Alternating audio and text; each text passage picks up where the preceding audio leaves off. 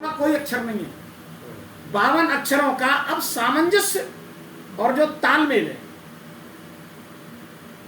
इसका तालमेल बिठाना आना चाहिए। देखिए, शब्दों से बात बनती है और शब्दों से ही बात बिगड़ती है। और जो बिगड़े शब्द थे जिनसे बात बिगड़ी वो भी वर्णमाला के 52 ही शब्द थे, और जिनसे बात बनी वो भी वर्णमाला के ही 52 शब्द थे। फिर ऐसा क्या था कि बात बिगड़ी, और ऐसा क्या था जिससे बात बन गई? तो शब्दों के पीछे जो बोध शक्ति है हमारी, जो हमारी बोध शक्ति है, अगर बोध शक्ति सही काम कर रही है अपनी ठीक ठीक अवस्था में, तो उन्हीं 52 अक्षरों को सही तारतम्य में जोड़ के हम बात को बना सकते हैं।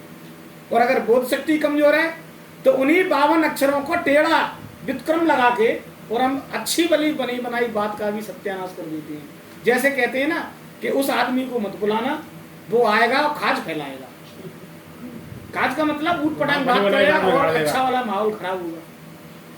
फिर कहते हैं उस व्यक्ति को बुलाओ, बात बिगड़ रही है, वो आएगा तो ये बात समझ जाएगी। तो भक्ति स्वतंत्र है और सकल गुण खानी, पर बिन सत्संग न पावे प्राणी। भक्ति का मार्ग जो है सहज मार्ग है। और देखो, कोई भी साधन से आप चलोगे और साधनों में आपको बहुत संयम नियम की आवश्यकता पड़ेगी।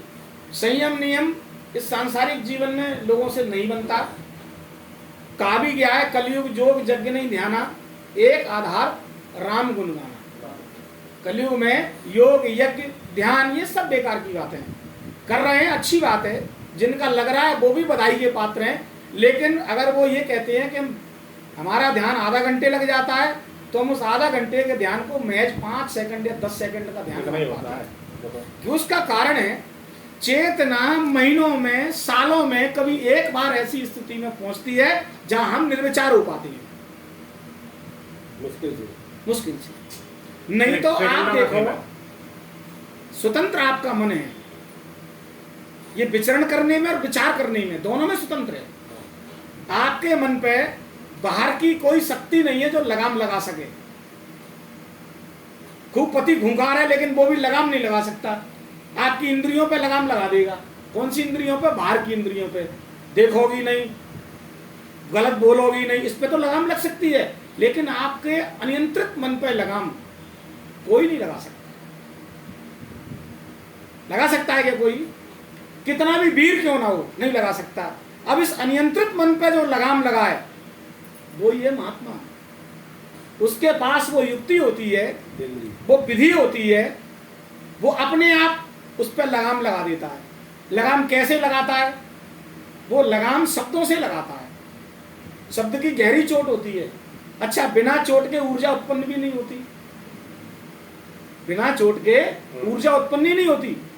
अभी अपन शांत बैठे हैं, हाथ पे हाथ की चोट मारो, आप देखेंगे दोनों हाथों में अपने आप एनर्जी जनरेट होने लगेगी। ऊर्जा का उद्गम बिना प्रहार के नहीं होता।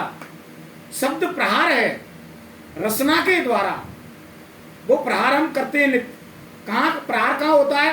अंतःकरण पे। राम राम राम राम राम राम राम राम राम राम, ये निरंतर प्रहार हो रहा है अंतःकरण पे। और जब उस पर चोट लगती है, उसमें से ऊर्जा एमिनेशन होता है, ऊर्जा उत्पन्न होती है, और वो ऊर्जा आपके पूरे ब्रह्मांड में सर्कुलेट होती है।